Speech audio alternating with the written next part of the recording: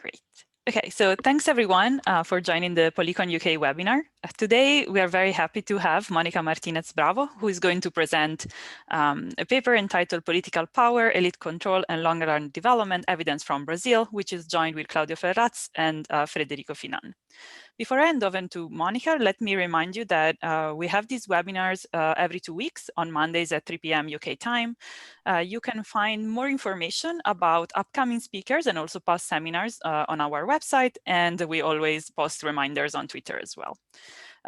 Just to remind you, the format of the seminar is a 45 to 50 minutes presentation that is going to be followed by a 10-minute discussion and questions. We request all attendees to keep your microphones muted and possibly cameras turned off, but you can always ask questions via chat.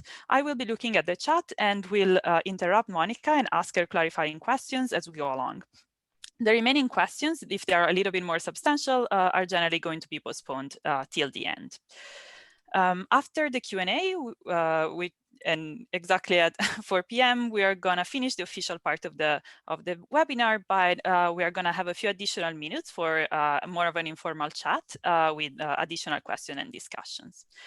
We are recording the webinar, so if you have any problems with that, just send us a private message in the chat or send us an email. So this is all. Monica, thank you so much for accepting our invitation. You have the floor.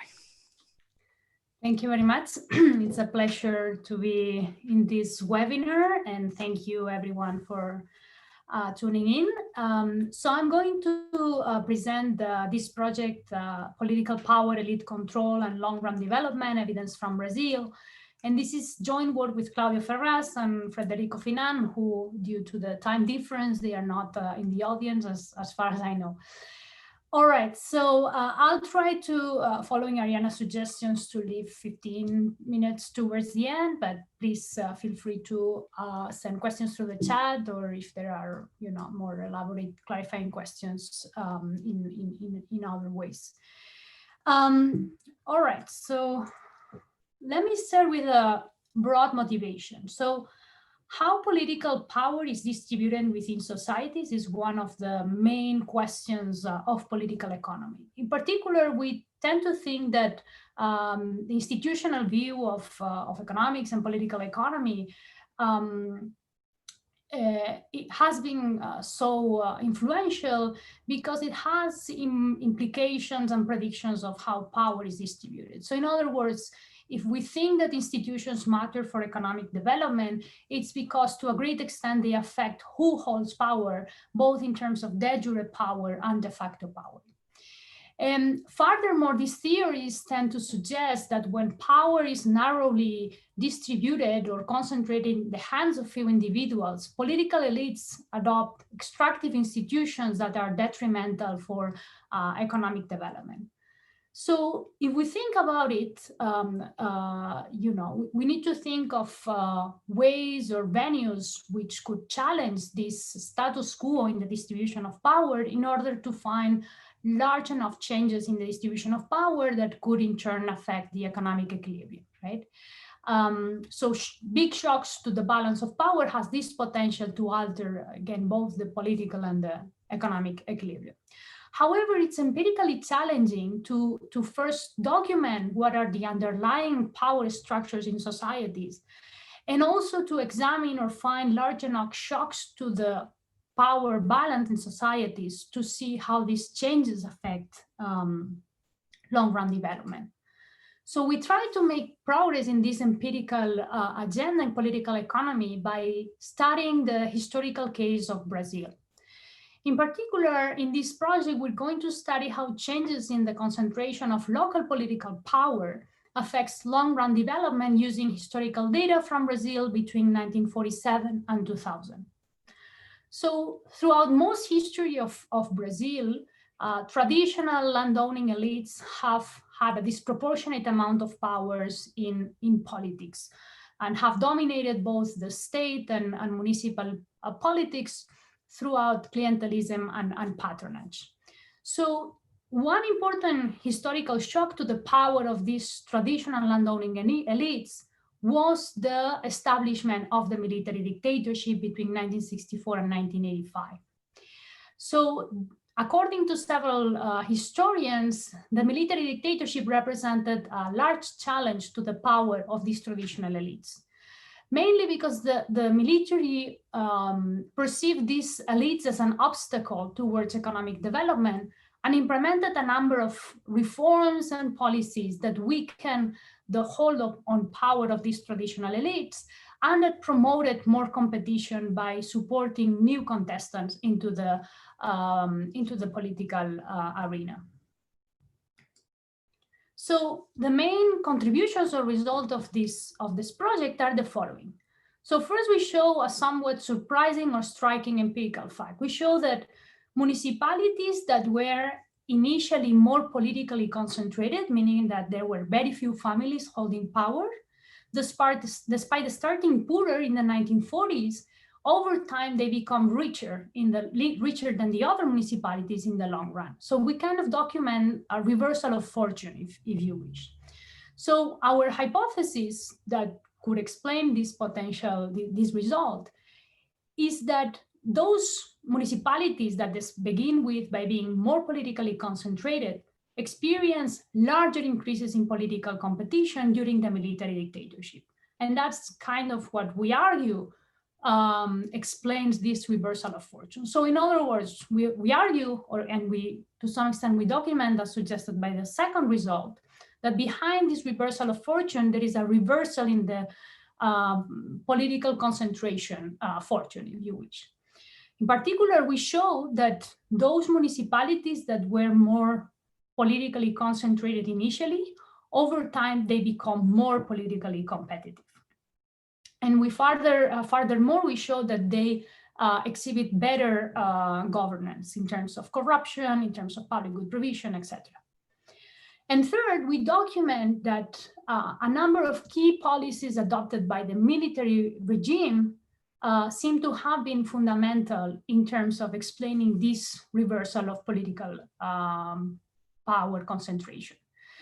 Particularly, we are going to collect empirical data on how the military regime adopted or implemented different policies throughout their territory. So for instance, we're going to show that in the municipalities that were initially more politically concentrated, it's more likely that they had adopted an electoral rule that enabled within party political competition that, as we elaborate later on, we argue that it was fundamental into bringing new contestants in new competition into the political arena.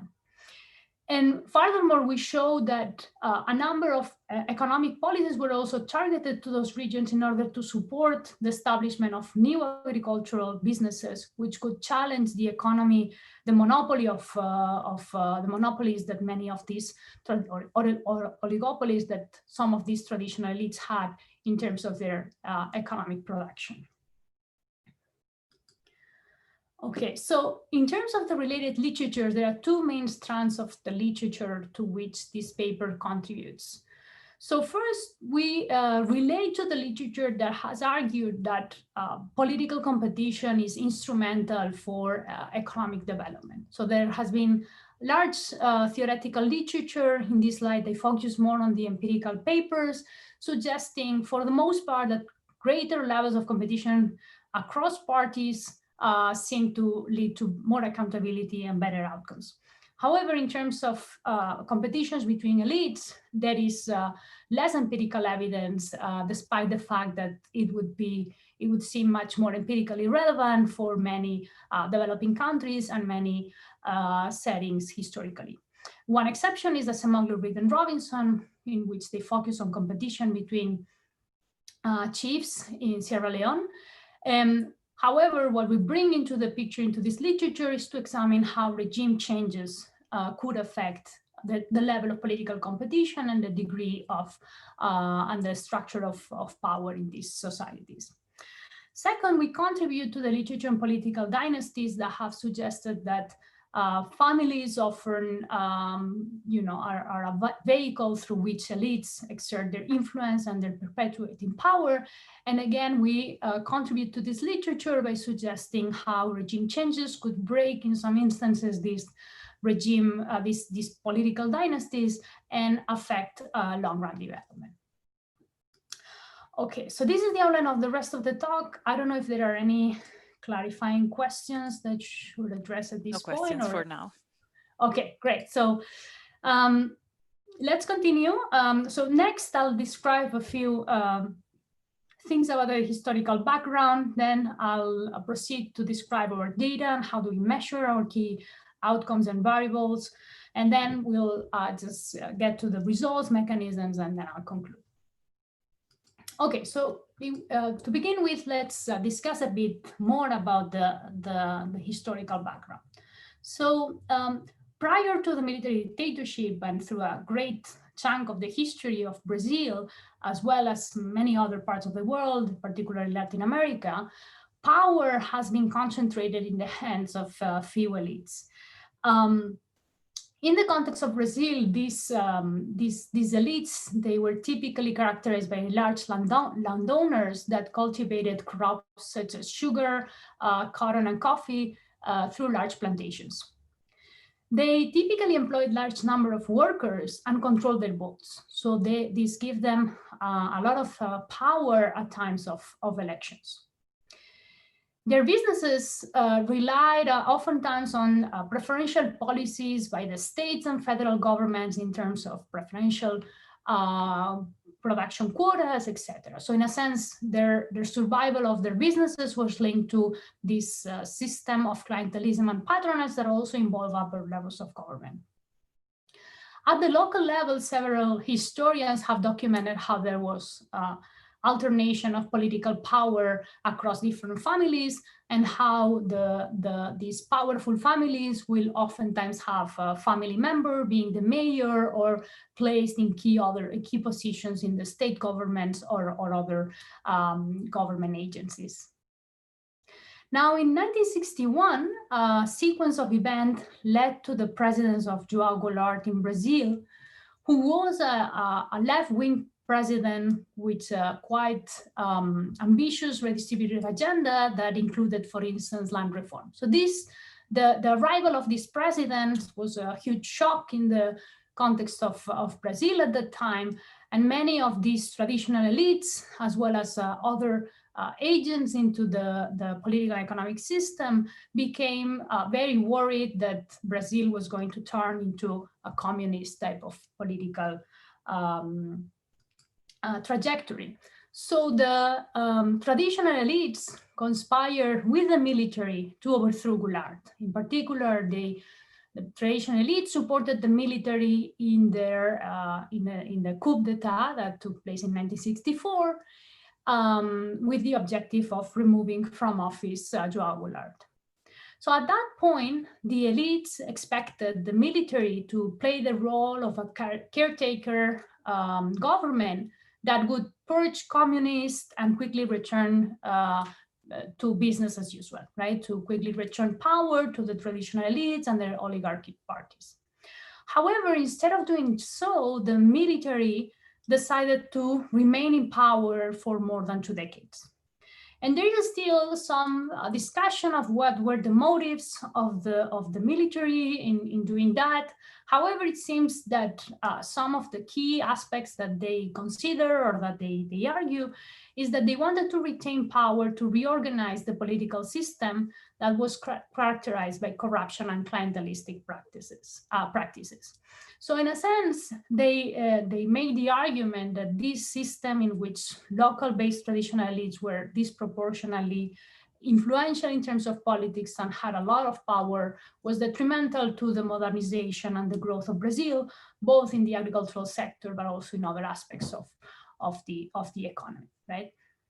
Some other scholars have argued that this push and clear objectives of trying to get economic growth and modernization were also motivated by a motivation to prevent Brazil into turn to a communist path or to a revolution, right?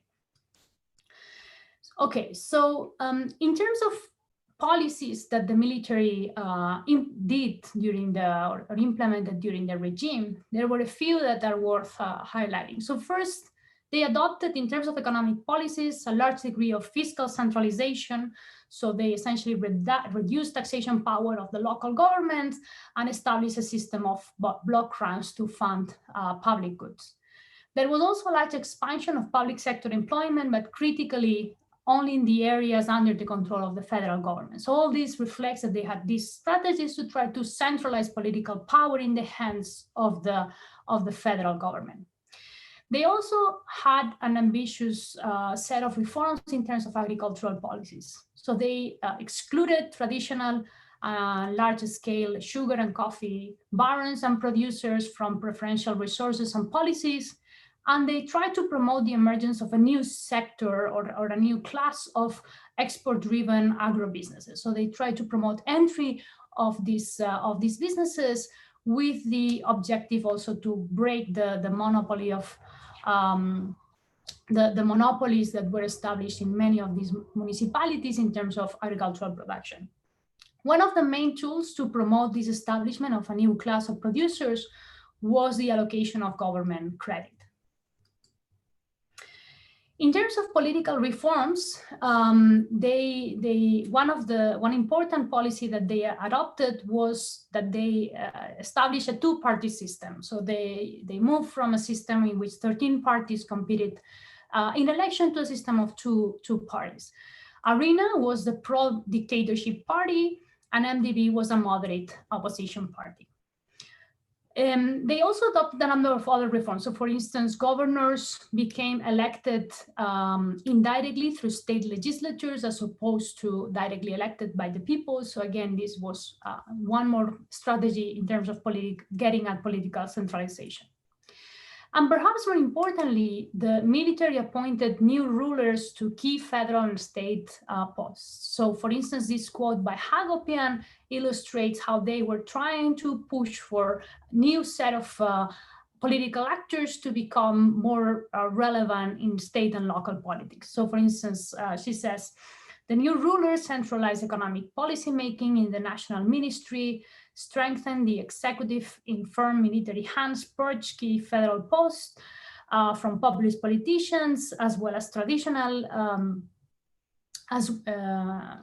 and replace these with uniform military officials and civilian economists, engineers, educators, professionals, the core of a new technocratic elite, right? So there is this intent to push for this new class of individuals.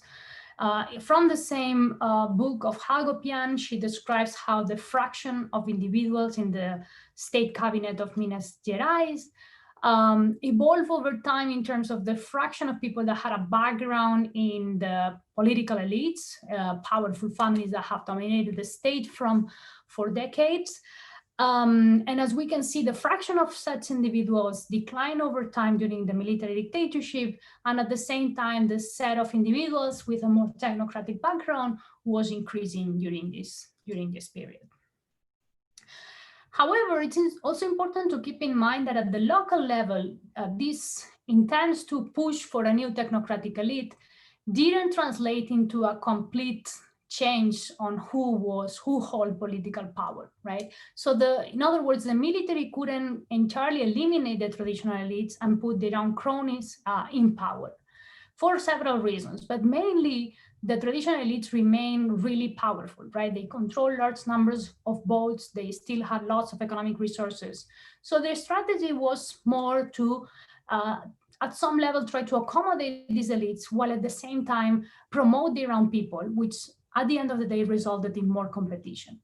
So one of the ways in which we see this type of policies playing out is in the adoption of the sub-legenda voting system. So remember that the military established a two-party system, the ARENA, pro-dictatorship, and the MDB, which was the moderate opposition.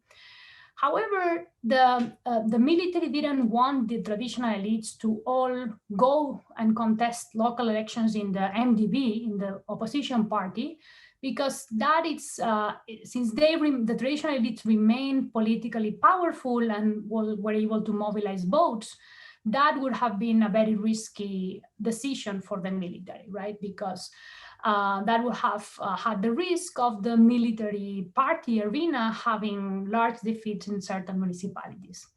So what they did is to try to accommodate to some extent some of these traditional elites within the arena party, while at the same time promoting competition within the party ranks. So they instrumented that with a sub-legenda voting system, which what that means is that multiple candidates can run within the same party, right? So parties can list up to 3 candidates, for instance, for the position of the mayors. And then it was the most voted candidate from the most voted list, the one that would obtain the mayorship position. Right? So there is historical accounts that suggest that this system facilitated new politicians connected to the military contesting against traditional elites, particularly within the arena party. Importantly, sub-legendas were not, so they were available, or the reform was available for all municipalities, but they were not adopted everywhere. So we're going to collect information on what municipalities adopted the sub-legenda system. And this is probably going to be informative about what municipalities were to a great extent more willing to play this game of accommodating traditional elites at the same time as they try to foster competition from new contestants. Any questions, Monica, so far? So there's a clarifying question right. So what Francesco is asking is whether in terms of the agricultural policy that were implemented by the regime, there was also an interest in introducing new crops, or was it still kind of a reorganization of the same, kind of the same type of markets? So they had a big effort in terms of trying to modernize agriculture and have like greater more machinery and more sophisticated ways of production. Coffee and sugar remain important, right? But potentially they could also have promoted for other crops, but I don't know on top of my head if they had a policy of trying to replace that crop. My sense was that the emphasis was much more on mechanization and promoting competition of different entrepreneurs in agriculture, rather than having a top-down agenda of now Brazil is going to move to that crop. So that's my sense. And I have a question about these political reforms that you mentioned. Yeah. Firstly, I'm not entirely, I don't understand how these lists were created. You said that there were many possible candidates on each list, but who decided? Was it like a centralized decision within that party? And the second question is, this dictatorship over the 20 years, do we know anything about the popular support that they had? Yeah. So in terms of the decision, the decision was taken by the parties, right? In terms of Arena or FNDB, they decided how many candidates to list within their ballot in every municipality. However, because the Arena party had lots of links with the military dictatorship, we think that those decisions could have been influenced by top levels at some level, right?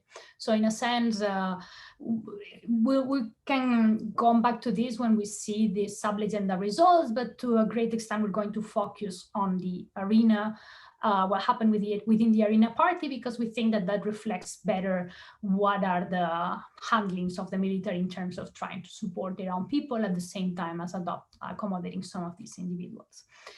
And your second question was the general support for the so I mean, of course, as many other dictatorships in Latin America, they were quite brutal in terms of torture and human rights.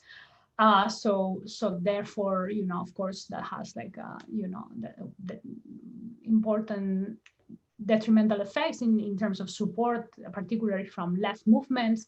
But at the same time, it is true that they, increase state effectiveness in certain areas. Brazil developed to a great extent. So there are also individuals that probably because of those regions also exerted gave them some support. Over time, as you know, the economy was getting in trouble. Of course, there was more opposition, and then there was large demonstrations that led to the transition towards democracy. But that's yeah. Perfect. Thanks. There's another couple of quick, hopefully clarifying question. One is whether Goulart was able to implement any land reform while he was in power. To the best of my knowledge, he was not, in the sense that his term was quick, and if there was something going on, it was quickly overturned by the military. Great. And then the other question is, what was the alternative to the sublegendas? The alternative to the sublegenda is just one candidate contesting in arena, or just one candidate contesting in MDB, right? So, yeah. Thanks. And I think there's another question, but I think it's already been answered.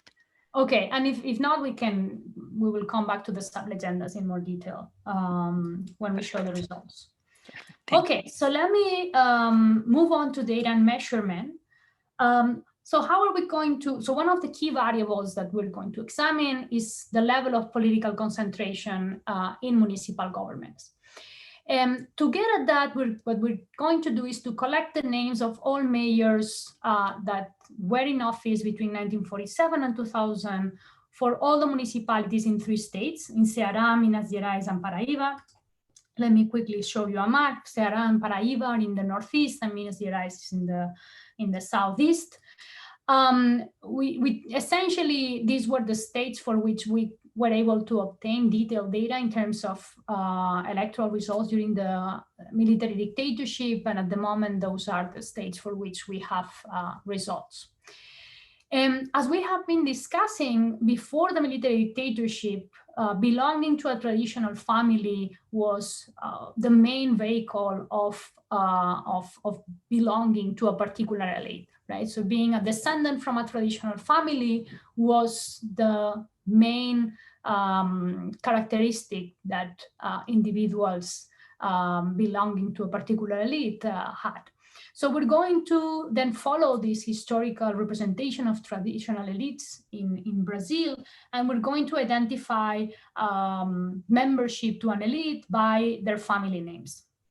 So we're going to assume that 2 mayors belong to the same political family or the same actual family if they share at least one surname. And then we're going to do some checks in terms of cleaning up for common surnames, for instance. Okay, so this is an example of how our data looks like. So this is for a particular municipality of Carandais in Minas Gerais. We have the list of mayors that were elected in the different election years. And essentially what we did with the help of a little army of arrays is to hand code the membership to a particular family by checking whether they had a common surname, right? So for instance, as we can see, for the pre-dictatorship period in this particular municipality, all the mayors belong to the Pereira family. Now, interestingly, once we move to the dictatorship period, we see an immediate entry of new candidates into the mayorship position. Nevertheless, in one of the years, a member of the Pereira family came back, and this is one example. In other settings, we observe the persistence of traditional elites, even in the democracy period. And then in the last column, we also have the list, the party for which these mayors belong, which will become relevant later on. Now, with this data, we can create a Herfindahl index of political concentration. So we're going to be mainly interested in the political concentration before the dictatorship. So we're going to focus on that period for now. And for that period, our measure of political concentration is going to be computed as follows. So for that period, we're going, and for each family, we compute the share of elections in which that particular family is in power.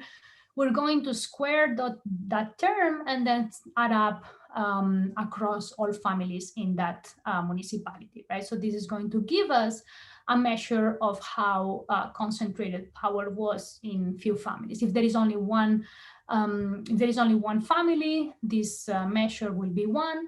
If the more power is evenly shared across many families, this variable will tend to 0. Our key variable, as I said, computes this measure of political concentration for the pre-dictatorship period, but we could also compute the same measure for other periods in time, for instance, for the dictatorship or post-dictatorship period. Now, this histogram tells us what is the distribution of our municipalities. We have about 1,000 municipalities in our sample across their measure of political concentration pre-dictatorship. The mean value is 0.35, which it's equivalent to 3 families evenly sharing power during this period. The minimum is 0.16, which that amounts to 6 families. And the maximum is 1, which is 1 single family controlling power throughout the period. These are some summary statistics. Let me skip it in the interest of time and move on to the results. Right. So in our main empirical strategy, we're going to have the following specification. We're going to regress an outcome at municipality I of state J. This could be, for instance, long-run GDP per capita. And our main regressor is going to be this pre-dictatorship political concentration measure that we just defined and show you the histogram in the previous slides. We're going to control for state fixed effects to control for everything that is common to all municipalities within a state. And we're going to add some controls, right? So our coefficient of interest is going to be beta 1, which could capture what is the marginal effect of an extra unit of political concentration on long-run outcomes. Now, for this coefficient to have a meaningful interpretation, we would have to control for all other potential determinants of long-run development that could be correlated with political concentration initially, right? So next, we're going to try to empirically see what factors could be correlated with pre-dictatorship political concentration to see kind of what are the potential set of confounders. Okay, so this table shows a number of pairwise correlations. So each row is a different pairwise correlation where the dependent variable is our measure of political concentration before dictatorship. And then we have a number of different covariates. So what we find, for instance, is that the places that were more politically concentrated before the dictatorship tend to be smaller and tend to be poorer, right? So they have a larger share of agricultural employment and lower rental prices. So rental prices, this is what tenants paid for their housing on average, right? Which for the 1940, we don't have a measure of income. So we think that agricultural employment and low rental prices are proxies for these levels of standards of living. And consistent with the historical accounts, places that were more politically concentrated also tend to have higher levels of productions in sugar and in cotton. Right. So these are a set of potential confounders. There could be others, and our strategy will be to control for these other potential confounders to try to see what is the potential effect of one additional unit of concentration on long-run development. Okay. Okay.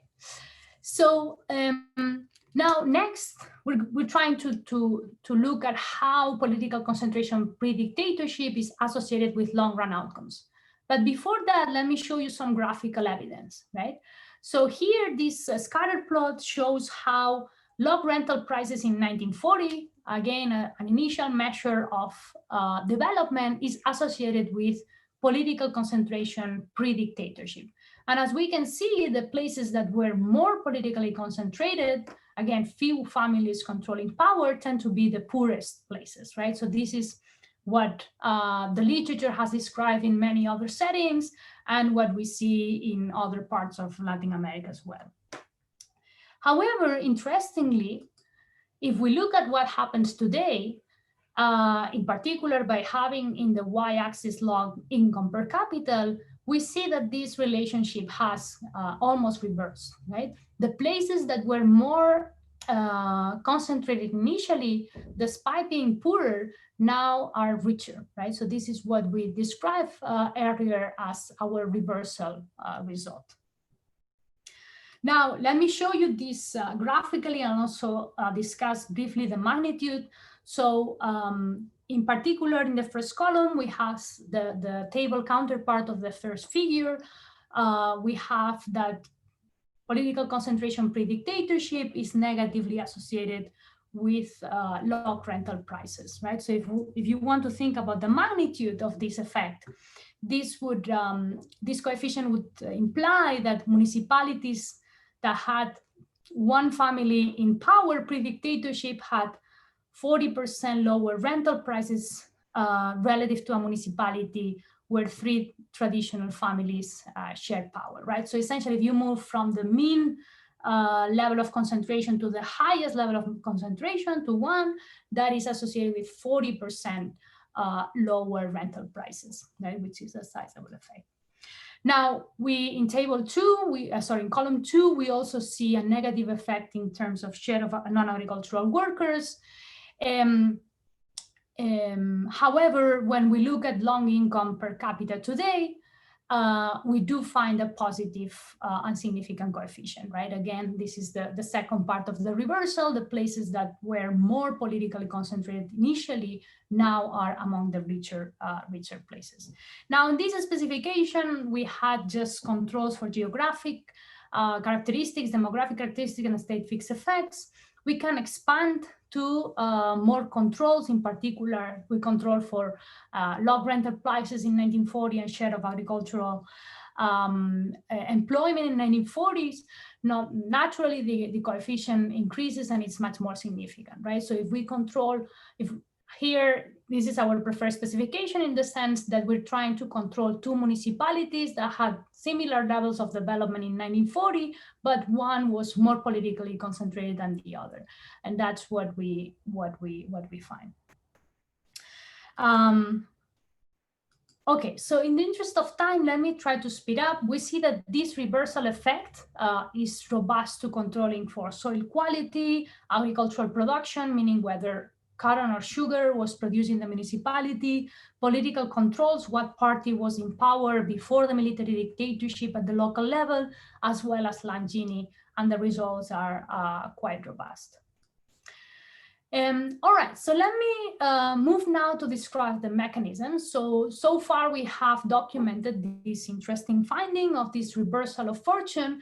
However, as we said in the introduction, our hypothesis is that this is driven by a political economy reversal in the sense that the places that were initially more concentrated become over time more politically competitive. So to examine that, what we do in this table is to have as dependent variable different measures of political competition. So first, what we do is to compute the Herfindahl index of political concentration of families for different periods. We compute it for the dictatorship period and for the democratic or post-dictatorship period. Now, remember that this dependent variable is essentially constructed in the same way as our key regressor, but just defined over different periods of time, right? So if nothing changed, and if political concentration pre-dictatorship, the ranking of municipalities will be the same as before, this coefficient will be essentially 1, right? In the sense that there is not a change in the level of concentration over time. Whoever is more concentrated before is more concentrated after. However, what we see is that even when we look at the dictatorship period, this coefficient is way smaller than 1. And by the time of the democratic period, is no longer significant, right? So this means that who was more concentrated before the dictatorship, by the time of the democratic period, we don't have, it's not predictive of what places are more concentrated in the democratic period, right? So this is consistent with more entry in the more concentrated places initially. Now, other ways to look at this level of political concentration or power of families is to look at how likely it is that the same family gets re-elected from one election to the other, right? So as we can see, that's what we compute in columns 3 to 5. Essentially, for across different periods of time, what is the average share, what is the share of elections in which the same family got re-elected from one election to the next. Now, what we see is that before the dictatorship, naturally the places that were more politically concentrated also had a greater family incumbency advantage, right? If you have one family that is really powerful and is dominating politics, naturally that family is going to have an easy time into getting re-elected. However, that coefficient decays for the dictatorship period and more so for the post-dictatorship period. So for the places that were more politically concentrated initially, no longer have a family incumbency advantage when democracy emerges. Now, columns 6 to 7 look at, for the year 2000, what was the level of political concentration, the level of political concentration across different parties. So this is, if you wish, a more standard measure of political competition, which looks at the number of candidates and the vote shares that the different candidates obtain for the mayor and councillor election. And what we see is that the places that were more concentrated initially become less concentrated by the 2000 mayor or councillor elections, right? Which suggests that the places that started being more concentrated over time are those that are more politically competitive. Let me skip this and then show you some additional results. So we do also find evidence that not only the more concentrated municipalities over time become more competitive, they also seem to implement better policies or public good provision. In particular, by the year 2000, they have higher literacy rates, lower levels of infant mortality, and fewer corrupt irregularities. This comes from the corruption audit data from Brazil that my co-authors have done a lot of work with. Okay, so then, and sorry, I'm trying to rush a little bit to allow for enough questions at the end, but how did the military undermine the power of traditional elites, right? So next, let's look again at the sub-legenda voting system. So again, what this system allowed is for parties to list multiple candidates on the ballot. Again, both parties could do it, but it was not mandatory, right? If some party decides to only push one candidate, that party would not have adopted the sub-legenda system. So we collected information on what parties adopted this system. So how do we know that? Essentially because for many of our municipalities, we have the names of all the contestants, right? And as you can see here, they will say Arena 1 and Arena 2. So that's why we know that there were two candidates. Now, for some of the municipalities, we only have information on the winner, but nevertheless, they remain, they still list Arena 1 or Arena 2 as their party, or NDB1 and NDB2. So that's why for the subset of municipalities for which we only have the winner, we still can figure out whether the sub-legendas of the party of the winner took place. Okay, so let me go right away to the results. We find that the places that were more politically concentrated initially, in those places, it's more likely that during the dictatorship, they adopt the sub-legenda system, right? And this is particularly driven by the Arena party, right?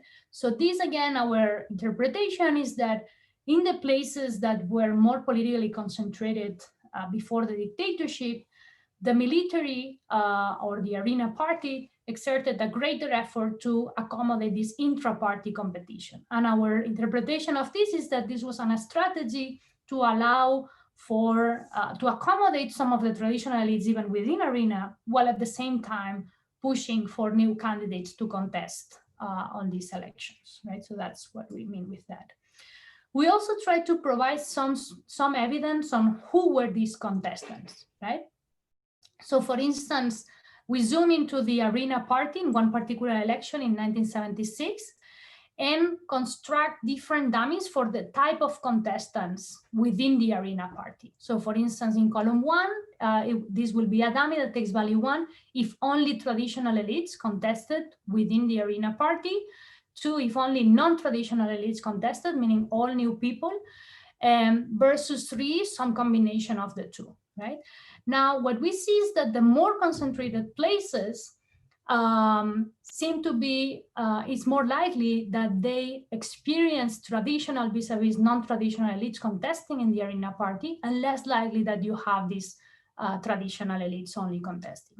And importantly, this seems to be driven by the subset of municipalities, as we see in panel B, that adopted this sub-legenda system. So all of this is consistent with this system being instrumental into trying to bring new people vis-a-vis traditional elites contesting within Arena.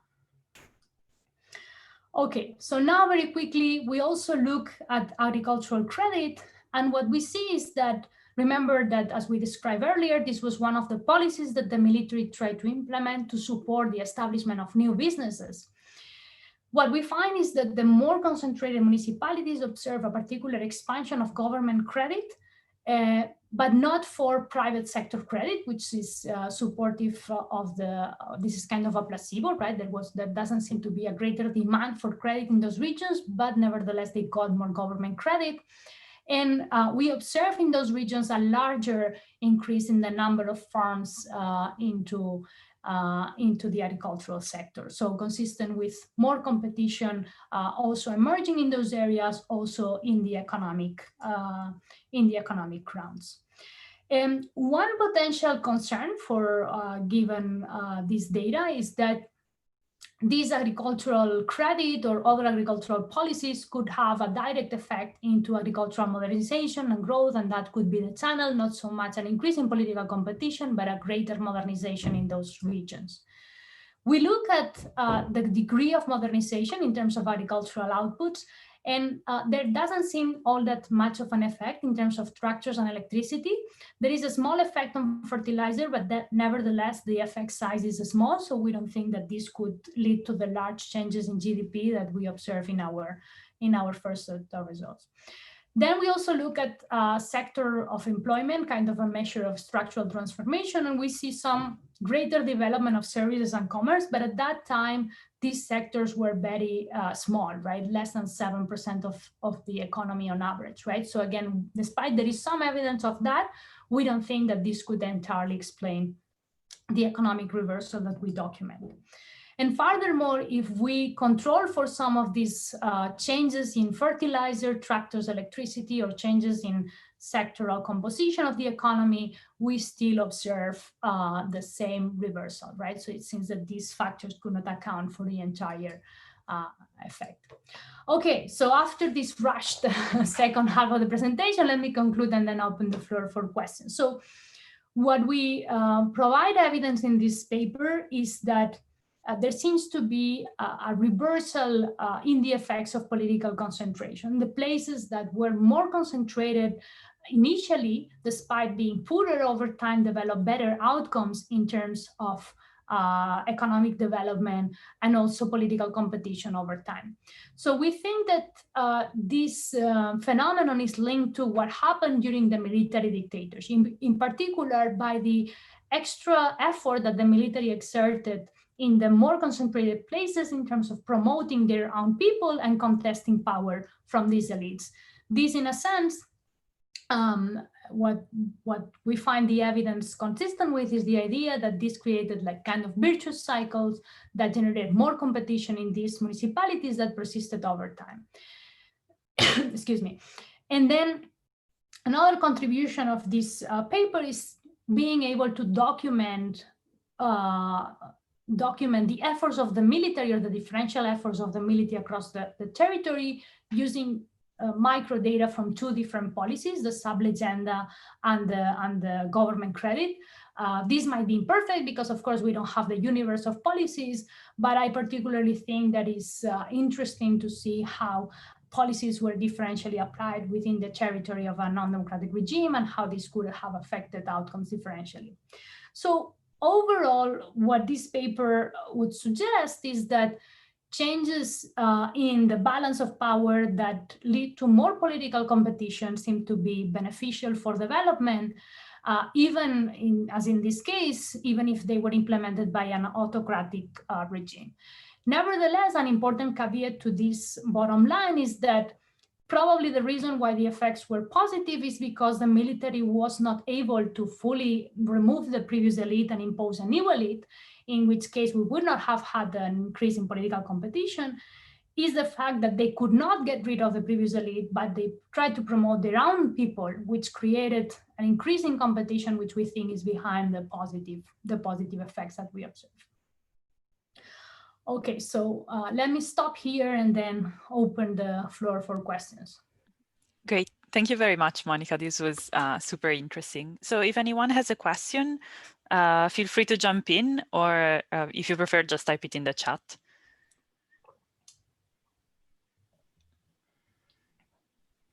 Can I ask a quick questions to just start off the process? So it's a lot of information, so I might be asking a naive question or an obvious question. Did you say that those parties, these places, municipalities that were politically concentrated initially, they were also more remote and smaller and poorer? Yeah. So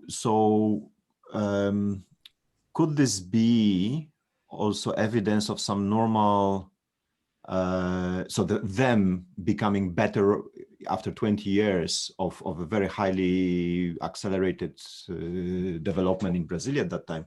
This is just evidence of growth convergence. Yeah. So that would happen as soon, as long as those communication channels open up. That would happen anyway, regardless of the government policies. Right. No, that's a very good question and valid question. I guess that one potential confounder is that there is some sort of mean reversion, right? That these places are, catching up in a sense. I mean, if you think about our reversal of fortune that we document, what we find is not even a convergence or a catching up. It's actually a full reversal, right? So it will have to be something much more powerful than convergent to the mean, right? It will have to be a story of how being small and being reliant of cotton, of sugar, after a certain point in time, that became like a huge economic advantage that allowed those municipalities to take over. So that's plausible, but then again, we would need an alternative story, a story that is powerful enough to generate that. And I guess that at this stage, what we try to do to mitigate those kind of results is to control for those factors, right? So I rushed really through many things, but one of them was this robustness check, where we show how the more things that we control for, the effects are quite robust, right? So for instance, if we think that the more concentrated places, the fact that they were concentrated on sugar and cotton became a huge importance later on in terms of economic potential. By controlling for them and then having the same result, we think that it's reassuring that doesn't seem to explain the full thing. So that's what we've done so far to mitigate this type of alternative stories.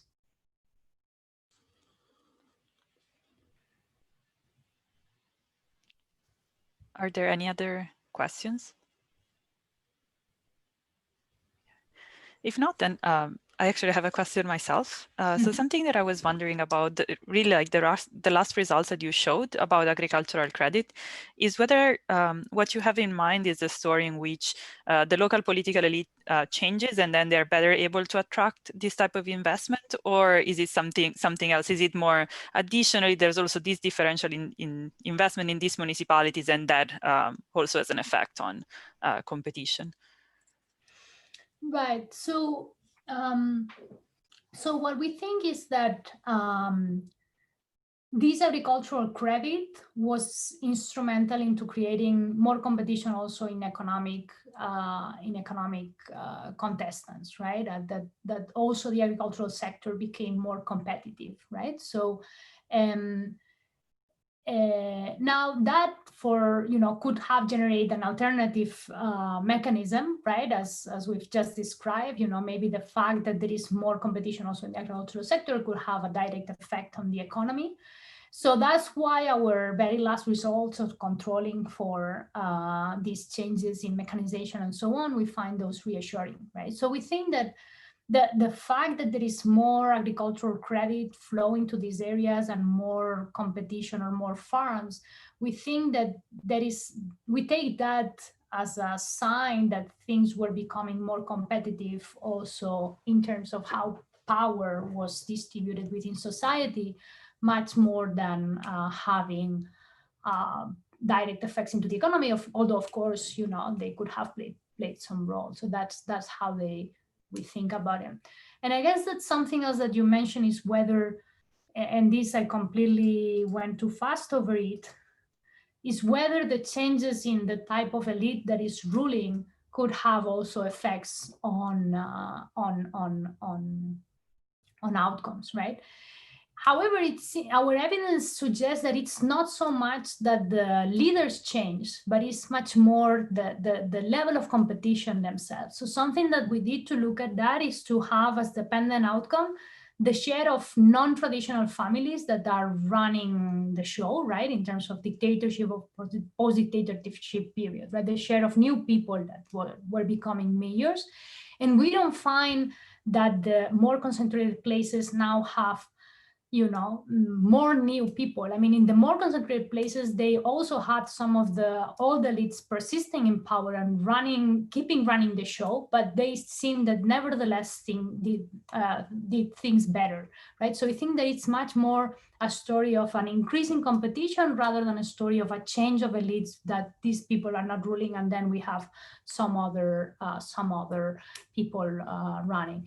Nevertheless, it's true that the effects are noisy, right? So we cannot entirely rule it out, but it's still suggestive that competition might be the main channel. Great, thanks. So I think Nicolas has a question. Hi, I have a question. I was wondering how many elections you have prior to the dictatorship, because I would be interested to see if this is like, if you can rule out whether there's a long-term trend in reversing this reversal of fortune.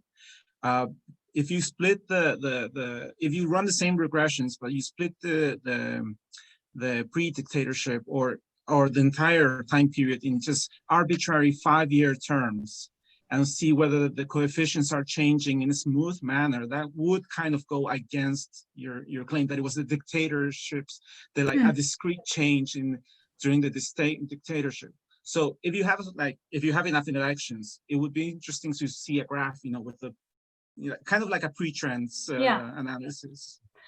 Yeah, I entirely agree that that's something that we should try to show. The limit, as you suggested, is the number of elections. We have, I think, about 5 or so. I can show you.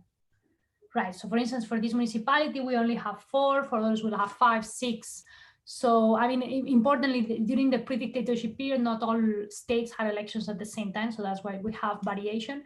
But that's something that we're going to try to look at it empirically. But our early attempts were not very, were really noisy because I think we have very few elections. But I entirely agree that it would be nice to show that if we have like kind of a longer pre-trend to try to show that some of these factors were not already in action even before the dictatorship.